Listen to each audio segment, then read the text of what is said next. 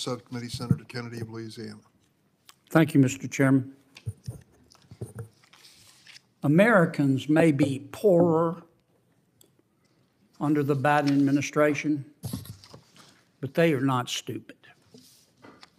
They know what's going on here.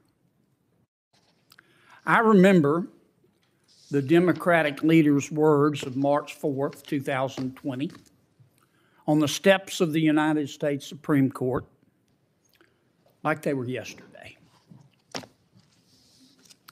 I want to tell you, Gorsuch, he said, not Justice Gorsuch, Gorsuch. I want to tell you, Gorsuch, I want to tell you, Kavanaugh, you have released the whirlwind and you will pay the price. You won't know what hit you if you go forward with these awful decisions. Wow. Just wow. I think Matthew 12:36 is correct. For by thy words you shall be justified, and by thy words you shall be condemned. Now, the sad truth is that some, not all, some of my Democratic colleagues have been on a crusade to undermine the United States Supreme Court's legitimacy and the credibility of the federal judiciary for years. Today's the next chapter in their federal path, and they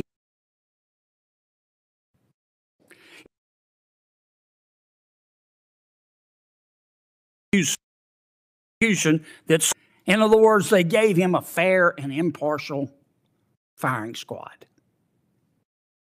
Then we saw the high-tech lynching of Justice Clarence Thomas. Then, for the first time in history, they weaponized the filibuster to kill Mr. Miguel Estrada's nomination, and they also demonized Justice Janice Rogers Brown, a very fine person. When the United States Senate confirmed 3 new Supreme Court justices, which the loon wing of the Democratic Party loathed, the campaign of threats ratcheted up.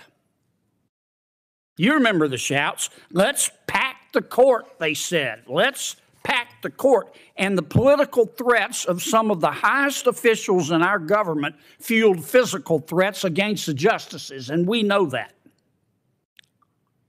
You have released the whirlwind, the Democratic leader said. Incensed protesters took to the streets, not outside Congress, not outside the court, but outside the homes of Justice Roberts, Justice Kavanaugh, Justice Thomas, and Justice Barrett. Federal law prohibits this intimidation, but the Biden Justice Department allowed it. You will pay the price, the Democratic leader said. In that spirit, angry protesters publicized the location of the school that Justice Barrett's children attend.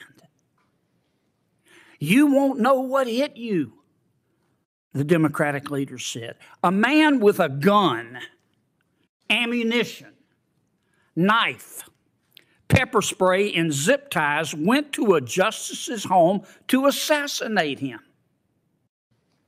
Actually, his stated goal was to murder 3 justices. Not so suddenly, the ends justified the means for activists. Even inside the court itself, the Dobbs decision was not leaked by a left-wing blogger. Why? That's worth asking. You don't need to be Einstein's cousin to figure it out. They aren't getting their way.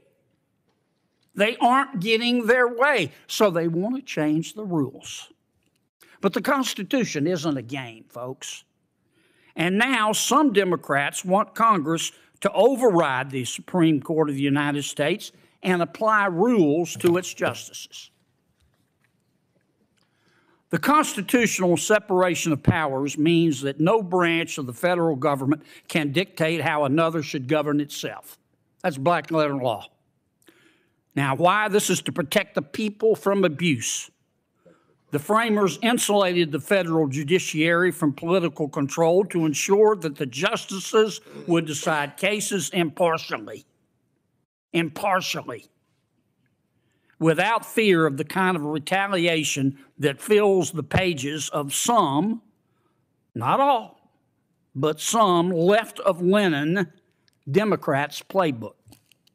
Do my colleagues want the United States Supreme Court to tell Congress how to police itself? Even if Congress wrote a code of ethics for the Supreme Court, the court could rightly rule that code is unconstitutional. None of the laws we make here trump the United States Constitution.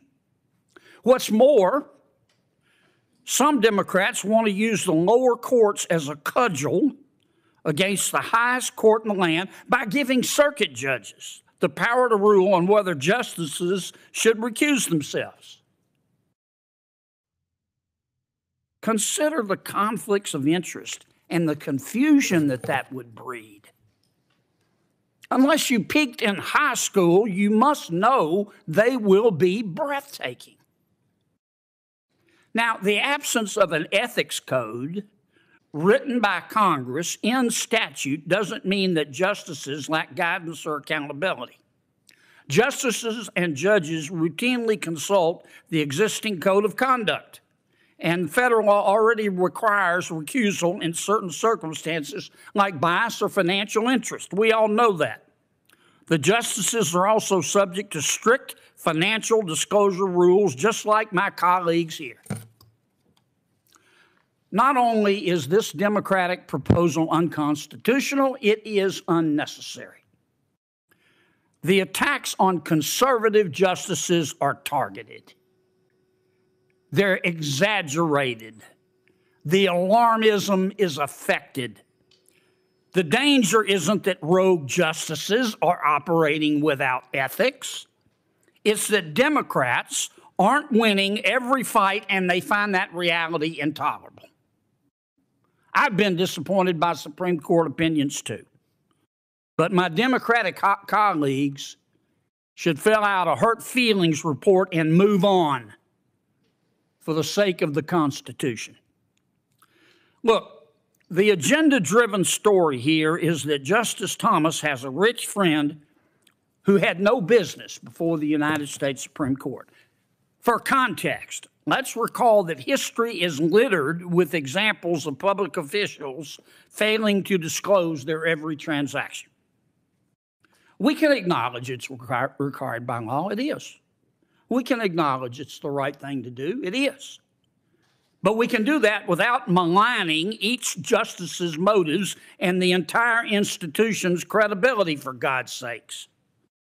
You know who else amended their disclosures because of inadvertent admissions?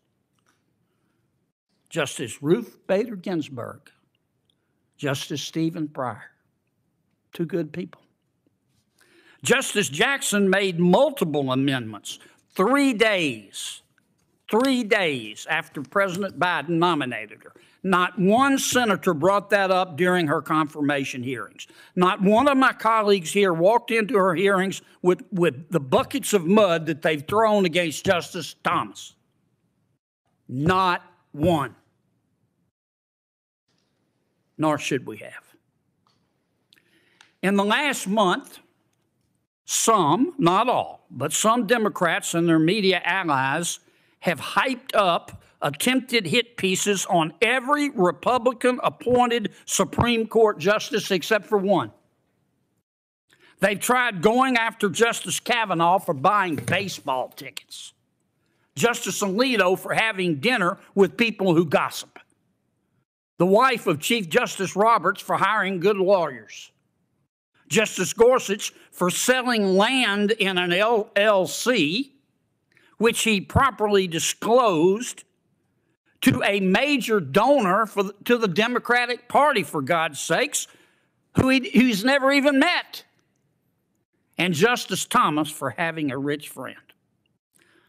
Justice Barrett, if you're listening, I hope you don't have library books overdue. If recent history is any indicator, you're next.